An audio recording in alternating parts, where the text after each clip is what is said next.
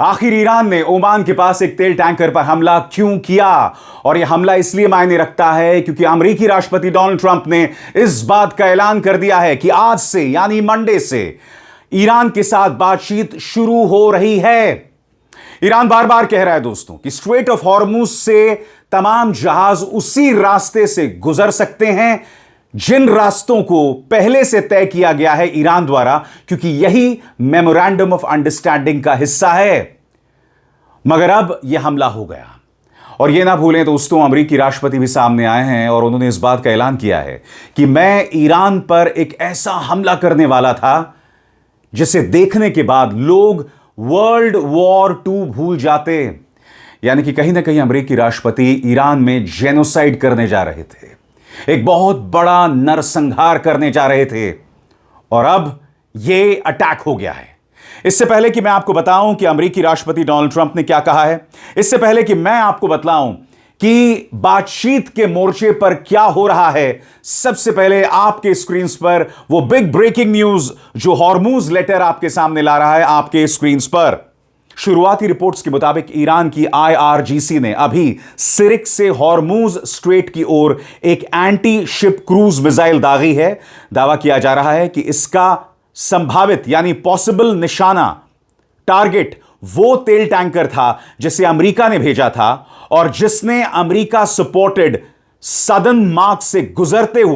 Southern रास्ते से गुजरते हुए करीब 1 घंटे पहले अपना AIS यानी ऑटोमेटिक आइडेंटिफिकेशन सिस्टम बंद कर दिया था। इसी बीच कुछ मिनट पहले ही डोनाल्ड ट्रंप ने दावा किया था कि हॉर्मुज को लेकर समझौता हो गया है और परमाणु कार्यक्रम यानी न्यूक्लियर प्रोग्राम पर भी डील होगी। उन्होंने यह भी कहा कि ईरान के साथ नई बातचीत सोमवार दोपहर से शुरू होगी। अब आपके जहन में सवाल होगा कि ईरान ने जिस तेल टैंकर पर हमला किया है उसका नाम क्या है। आपकी स्क्रीन पर दोस्तों हॉर्मुज लेटर की इस खबर के मुताबिक the most likely target was the tanker वेलोस amber. यह स्ट्रेट ऑफ हॉर्मुज के सदर्न रूट से गुजर रहा था, नाम है वेलोस एम्बर। और यह हमला कहां हुआ है इस पर भी गौर फरमाएं। हॉर्मुज लेटर के मुताबिक a tanker has been targeted by Iran northeast of Khasab, Oman, with the UKMTO officially confirming the incident. यहां पर हॉर्मुज लेटर का कहना है कि UKMTO ने इस घटनाक्रम की कॉन्फर्मेशन की है और यह हमला हुआ है नॉर्थ ईस्ट ऑफ खसाब जो कि ओमान का एक शहर है। हालात एक बार फिर टेंशन से घिर आए हैं। ईरान लगातार कह रहा है कि स्ट्रेट ऑफ हॉर्मुज में अब 28 फरवरी से पहले वाले हालात नहीं हो सकते। गौर फरमाइए उनके फॉरेन मिनिस्ट्री स्पोक्सपर्सन क्या कह रहे हैं। ईरान के फॉरेन मिनिस्ट्री के स्पोक्सपर्सन इस्माइल बागई ने कहा, हॉर्मुज स्ट्रेट के हालात अब युद्ध से पहले जैसे नहीं होंगे।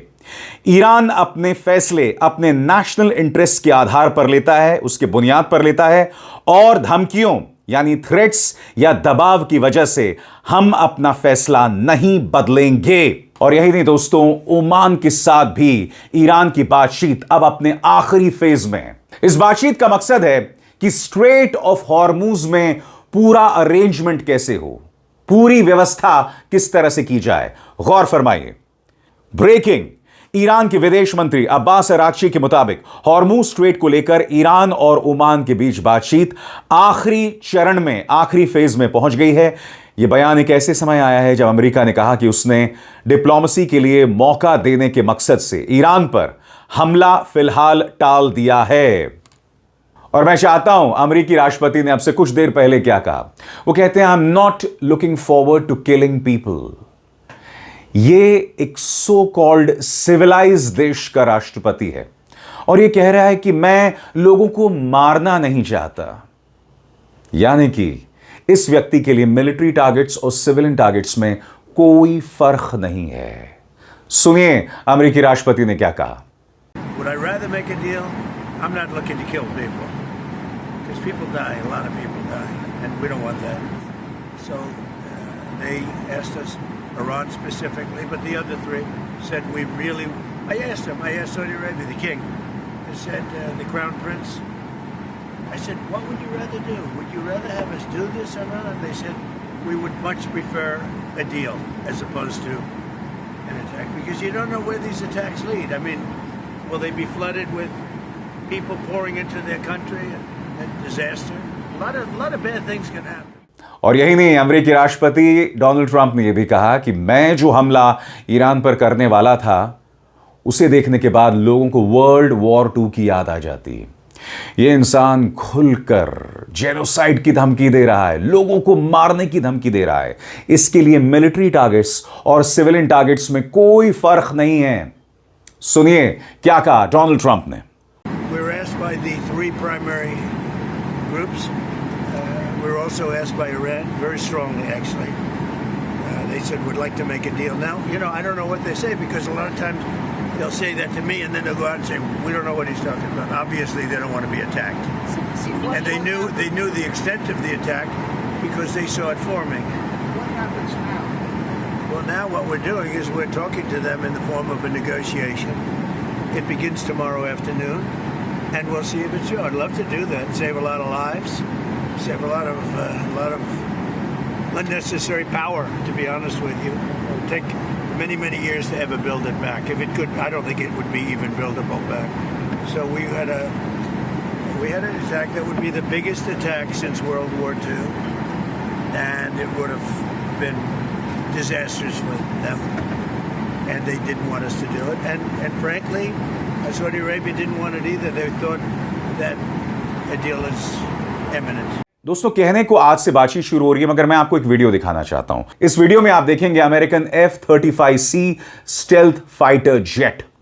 देखिए वो किस तरह से उड़ान भर रहा है।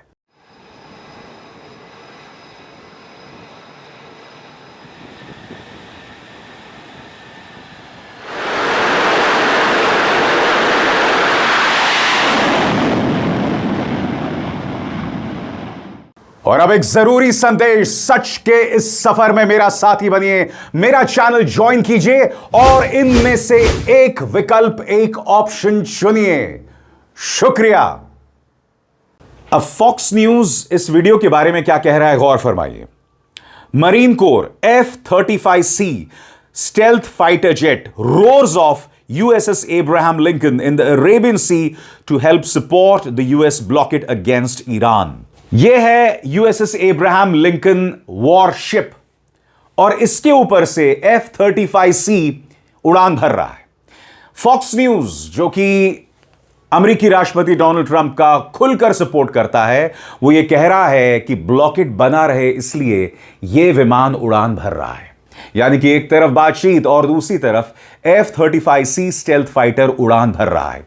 एक तरफ बातचीत का दावा, मगर दूसरी तरफ ईरान खसाब ओमान के पास स्ट्रेट ऑफ हॉर्मूज में वेलोस एम्बर नाम के एक तेल टैंकर पर हमला करता है अपने क्रूज मिसाइल से। इसका क्या मतलब हुआ दोस्तों? इसका मतलब यह हुआ कि ये जो बातचीत हो रही है इसके कोई मायने नहीं है।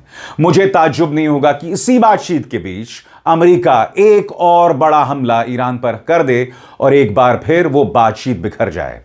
यही बात मैंने बार बार अपने प्लेटफॉर्म पर आप तक लगातार पहुंचाई है। याद कीजिएगा, 40 दिन के युद्ध के बाद, वॉर के बाद, मैंने आपसे क्या कहा था कि इस सीजफायर के कोई मायने नहीं है, क्योंकि लगातार अमेरिकी राष्ट्रपति धमकी दे रहे थे, लगातार ईरान कह रहा था कि हम नहीं झुकने वाले हैं।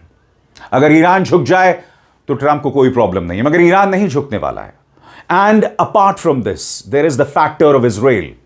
इस्राइल जो ईरान को पूरी तरह से नेस्तनाबूद कर देना चाहता है, बर्बाद कर देना चाहता है।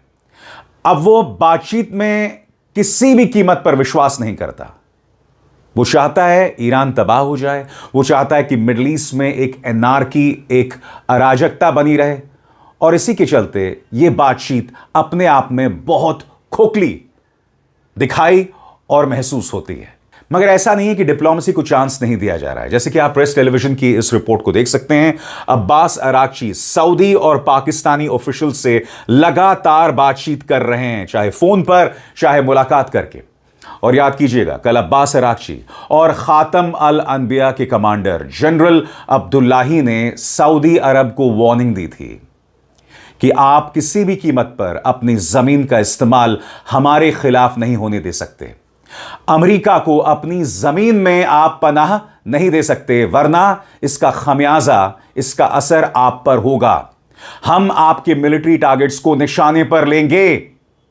इस धमकी के बावजूद अब्बास अरागची सऊदी ऑफिशियल्स और पाकिस्तानी ऑफिशियल्स से लगातार कांटेक्ट में हैं।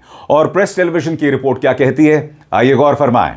ईरान के foreign minister Syed Abbas Araghchi ने वेस्टर्न एशिया में सिक्योरिटी और स्टेबिलिटी बनाए रखने के लिए, यानी सुरक्षा और स्थिरता बनाए रखने के लिए सऊदी अरब के फॉरेन मिनिस्टर और पाकिस्तान के आर्मी चीफ से लगातार फोन पर बातचीत की है। यह बातचीत एक ऐसे समय हुई है जब एक दिन पहले ही उन्होंने अमेरिका और इस्राएल की ओर से किसी भी नए मिलिट्री कार्रवाई के खिलाफ सख्त अल्फाज में वार्निंग दी थी। IRNA, जो कि एक ईरानियन न्यूज एजेंसी है, उसके मुताबिक रविवार रात अरागची ने Saudi foreign minister prince Faisal bin Farhan और पाकिस्तान के सेना प्रमुख फील्ड मार्शल आसिम मुनीर से बात की। पिछले 24 घंटों में यह उनकी लगातार दूसरे दौर की, यानी सेकेंड फेज की बातचीत थी। इन टेलीफोन कॉल्स में इलाके की जो सिक्योरिटी और स्टेबिलिटी को बनाए रखने और मजबूत करने के लिए चल रहा जो पूरा डिप्लोमेटिक प्रोसेस है, उस पर बातचीत हुई है। सभी साइड्स ने, यानी सभी पक्षों ने इस बात पर जोर दिया कि रीजनल सपोर्ट, यानी क्षेत्रीय सहयोग और राजनीतिक समाधान, यानी कि पॉलिटिकल सॉल्यूशन को प्रायोरिटी, यानी प्राथमिकता दी जाएगी। सऊदी फॉरेन मिनिस्ट्री ने एक्स पर जारी बयान में कहा, दोनों देशों के विदेश मंत्रियों ने मौजूदा हालात पर चर्चा की। प्रिंस फैसल ने कहा कि सऊदी अरब इलाके में सुरक्षा और स्टेबिलिटी कायम रखने के लिए रीजनल लेवल पर बातचीत जारी रखना चाहता है, ताकि पूरे इलाके के देशों और लोगों के साझा हित, यानी कॉमन इंटरेस्ट पूरे हो सकें। सैटरडे को अरागची ने अपने सऊदी काउंटरपार्ट को अमेरिका और इस्राएल की ओर से इलाके में चल रही कथित साजिशों और अग्रेशन के बारे में आगाह किया, वार्निंग दी। उन्होंने कहा कि अगर अमेरिका और इस्राएल ईरान के खिलाफ कोई हमला करता है या इलाके में कोई देश ऐसे कदमों में शामिल होता है या उसका सपोर्ट करता है, तो ईरान की सेना उसका मजबूत और उसी अंदाज में, उसी अनुपात में जवाब देगी। उसी दिन अरागची ने तुर्की के फॉरेन मिनिस्टर हाकान फिदान और पाकिस्तान के आर्मी चीफ आसिम मुनीर से भी अलग अलग बातचीत की। इस इलाके के ताजा घटनाक्रम और अमेरिका के कार्रवाइयों के असर पर भी चर्चा हुई। उन्होंने कहा कि ईरान किसी भी ऐसी गलती का करारा जवाब देने के लिए पूरी तरह तैयार है। इसका मतलब क्या है? यहां पर कहीं ना कहीं ईरान जो है वो कैरेट एंड स्टिक की पॉलिसी का इस्तेमाल कर रहा है। स्टिक यानी डंडा, कैरेट यानी कि कोई ऐसी चीज सामने वाले को दो जो कि स्वादिष्ट हो, जो कि टेस्टी हो। अब यह बात अलग है कि कुछ लोगों को कैरेट्स पसंद नहीं है। कहने का मतलब साफ है, सऊदी अरब को कहा जा रहा है कि भाई हम बातचीत करना चाहते हैं, मगर सऊदी अरब को दो चीजें कही जा रही हैं। पहला, अमेरिका और इस्राएल पर भरोसा मत कीजिए, ये भरोसा करने लायक नहीं है, ये लोग अपना फायदा निकालेंगे और आपको लटका कर चले जाएंगे। दूसरा, आप अपनी जमीन का इस्तेमाल हमारे खिलाफ ना करें, क्योंकि हम उसका मुंह तोड़ जवाब देने वाले हैं। And that is why I said carrot and stick policy.